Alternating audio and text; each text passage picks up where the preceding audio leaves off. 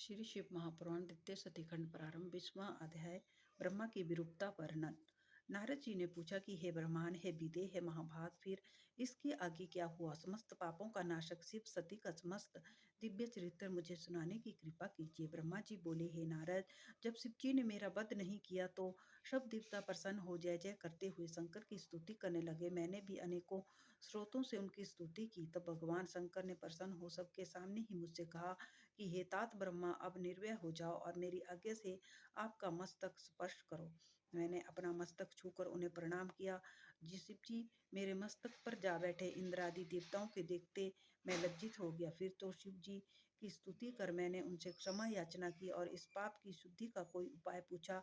शिव जी ने कहा, बस अब जो रूप मैंने तुम्हारा कर दिया है, तुम इसी रूप से मेरी आराधना कर तप करो। उधर शीर से पृथ्वी में तुम्हारी ख्याति होगी और तुमसे तेजस्वी ब्राह्मणों के कार्य सिद्ध होंगे।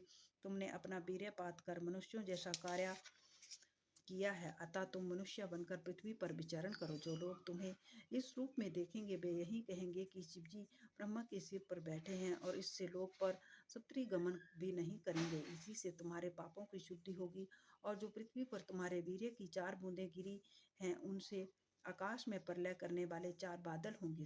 संवर्त, अवर्तक, पुष्कर, द्रोण ऋषियों के देखते ही वे मेघ बन गए। तब भगवान शंकर और सती देवी शांत हुए। फिर शंकर की आज्ञा से मैंने उनका विवाह कार्य संपन्न कराया और देवताओं ने सती और शंकर पर फूलों की वर्षा की।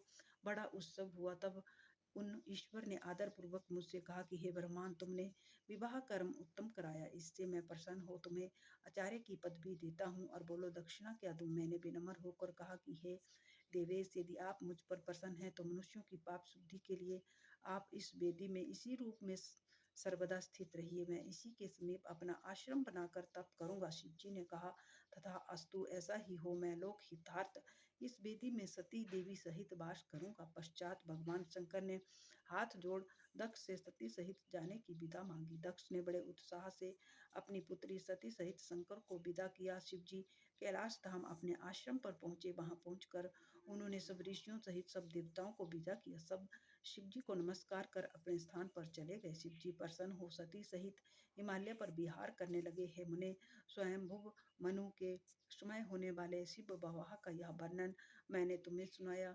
जो पुरुष विवाह के समय अथवा यज्ञ के पूर्व ही अव्यग्र होकर शिव जी को पूज कर इस आख्यान को सुनेंगे, उनके विवाहादिक सारे कर्म निर्विघ्न पूर्ण होंगे। कन्याएं इसे सुनकर सुख सौभाग्य से पूर्ण, शील आचार गुणों से युक्त, साध्वी तथा पुत्रवती होती हैं। ओम नमः शिवाय।